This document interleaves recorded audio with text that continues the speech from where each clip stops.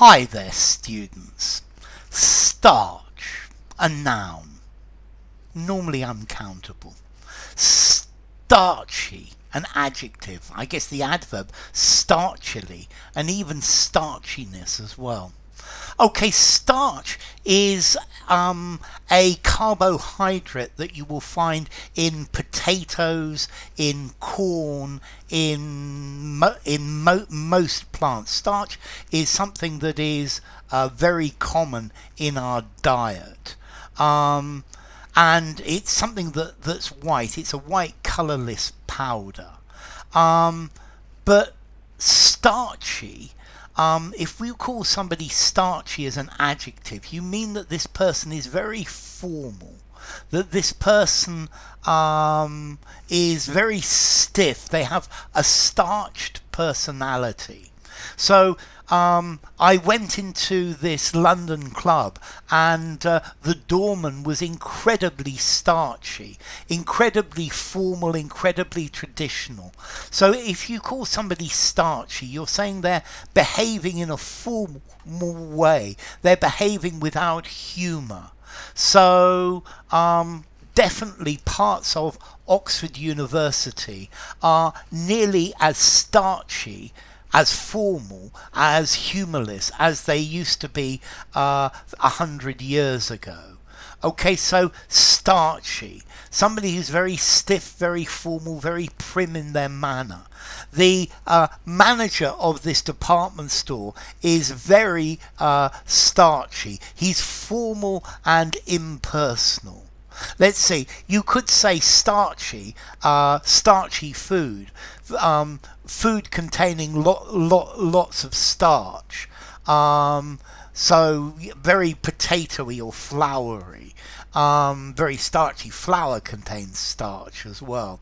But a starchy lawyer, a formal stiff lawyer who charges £500 an hour for his work. You can also starch your clothes. If you starch your clothes, it makes them stiff. You could starch a shirt or starch your trousers and it makes them more rigid. It makes the seams look better for longer. And maybe that's where the idea of somebody who's starchy, who's very formal, maybe that's where this comes from. So starch itself, the foodstuff, is sticky, glutinous, starchy, sticky, glutinous rice, but starchy, conventional, stuffy, boring. So he has a very starchy, old-fashioned way of dealing with things. He's not at all flexible. It's a very starchy institution. I think maybe most British museums are rather starchy, yeah, stiff, formal, not willing to change, conventional, a very starchy manner. The British status quo is still extremely starchy. They behave starchily. Yeah, the starchiness, the British status quo is famous for their starchiness. You have a starched personality, a stiff, rigid, unchanging formality. These are the rules, and I'm not going to allow anything to change them.